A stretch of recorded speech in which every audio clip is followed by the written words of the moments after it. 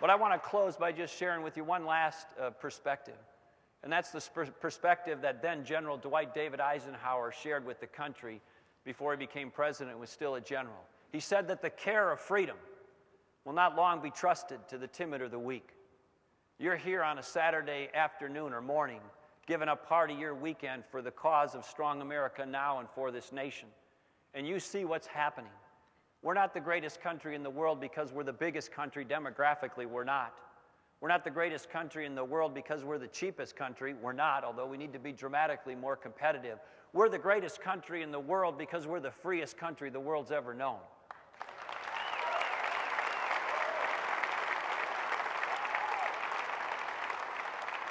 And when people have the freedom to design, to create, to worship, to associate, to invent, to innovate, to take risks, to have their view of the American dream unlimited, it unleashes a human spirit, an American spirit, that is fundamentally different than most other cultures throughout most of the time across most of the globe. And so the genius of this country is in large part this American spirit, this free spirit, this I can do it, anything spirit. I can create, I can build, I can try something new. If I get knocked down, I'll try it again. And the government's not going to tell me no or weigh me down or discourage me. And now you have our freedoms being challenged. And sometimes people say, well, it's just external forces that could take away our freedom. Well, that could happen. We better be vigilant about that as well. But every day, incrementally, some governmental unit, local, state, federal, is pushing into our lives in ways where they say, you know, we're going to take over that piece of turf now as it relates to what was the responsibility of family or neighborhood or community or private markets or entrepreneurial activity or places of worship or charity or philanthropy. And when they continue to do that all the time, they not only run up their budgets, they not only grow their footprint, but they do something else that's equally corrosive to the United States of America. They weigh down and they discourage and slowly suffocate the American spirit.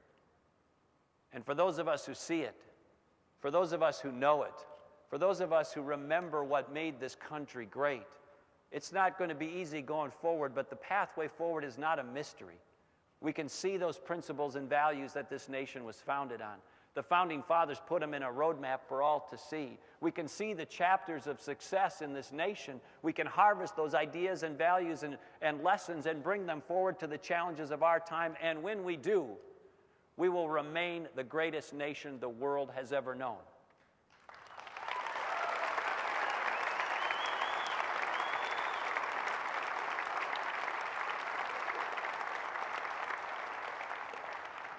So I just wanted to share from Minnesota. If we can do it there, we can do it anywhere. We cut taxes. We cut spending under my watch. We had a market-based health care reform, school reforms based on accountability and standards and results, welfare reform, pension and public employee benefit reform before it was cool and popular to do. We drove down spending to historic levels. If we can do it there, we can do it anywhere. But our party, this movement, the conservative movement, needs leaders who are seasoned, serious, have the fortitude to get it done, and have the record and credibility to not only do well in the political system, but can do well nationally and govern and lead. And that's what I bring to this race. Thanks for listening. I appreciate it very much. Thank you.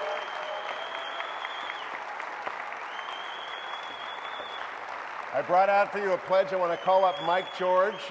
Maybe we can get Mike to come out and give you your pen and get Mike George to watch you sign the Strong America Now pledge. Thank you, Mike.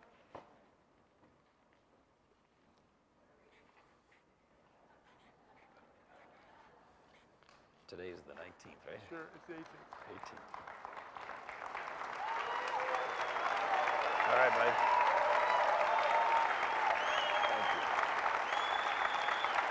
Thanks for your leadership on this. Thank you. Thanks, Hugh. You want me here? Thank you. Ladies and gentlemen, I'm Hugh Hewitt. I get to ask the candidates a couple of questions today. I've done this often with Governor Pawlenty, and it's always a pleasure.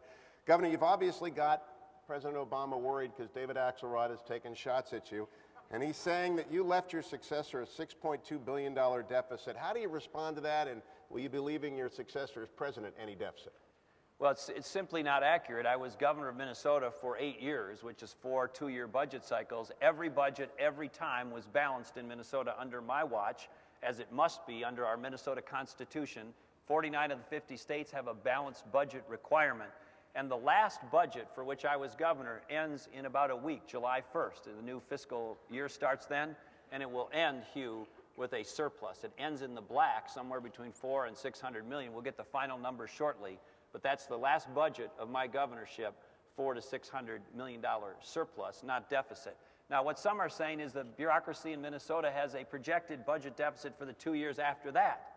But it's based on a 20 to 27% increase in state spending. I would have never allowed that as governor of the state of Minnesota. So I'm not going to suggest that would have been under my watch. In fact, it wouldn't have been. That would have been like saying, you sell me your car, you know, I get to go crash it up, and then it's your fault. I would not have allowed a 20% increase in spending in Minnesota, no way. So it is simply not accurate. It is simply not accurate. Second question, I've read Courage to Stay in your book, and I know what the fee debate versus the tax debate is, but again, they're saying you did raise taxes. The pledge you just signed said no new taxes. You're going to stick with that, Governor Pawlenty, as president. Yeah, I am going to stick with it. We don't have a nation that is undertaxed. We have a nation that spends too much. And while we're gathered here this morning, just to give you a measure of it, the federal government is spending $40,000 a second it doesn't have. If in the first hour of this program, they'll have spent $144 million it doesn't have. For every dollar they're spending, 40 cents of it is debt. It's money they don't have. They take in $2.2 trillion a year, and they spend 3.7 or so trillion a year. It is out of control. It's not because we're undertaxed. By the way, when Reagan cut taxes, federal revenues over the next decade went up 99%. So this isn't about raising taxes. It should be about cutting taxes. And I can assure you, if I'm President of the United States, we will be about the business of cutting taxes, not raising them. Hardest thing about Lean Six Sigma, all the experts told me yesterday, is to make sure that the leadership commits and stays committed. Last question, how did you do that in Minnesota where you adopted it, and how would you do it as president? Well, we were very fortunate in Minnesota to have some people come into our administration that were very seasoned and experienced in this area. So, for example, I appointed a woman who used to work at 3M, and she was heavily trained in Lean Six Sigma to run the pollution control agency in Minnesota. She brought to that agency Lean Six Sigma principles, trained many of her senior leaders, and we have a number of great measurements that came out of that department and others. But to give you just one example, when people want to deploy capital in large investments in my state, for example, mining operations in northern Minnesota, these are oftentimes multi-billion-dollar investments. But there's other smaller and mid-sized examples too. They say, look, as to air and water quality permits, tell me yes or tell me no, but tell me quickly. Time is money. We don't have 2 or 3 years to have this drag out.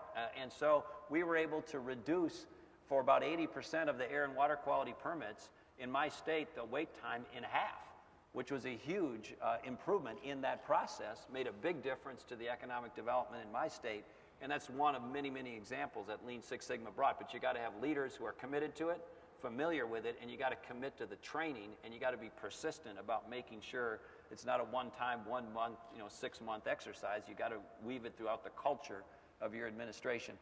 Mike talked about his work with the military. If you look at that as an example of Lean Six Sigma, and then you multiply that through federal government, you will have an enormous impact to the good on the finances of this country. It'll be one of the most important things that the next president and Congress can do. Governor Tim Pawlenty, thanks for being here today.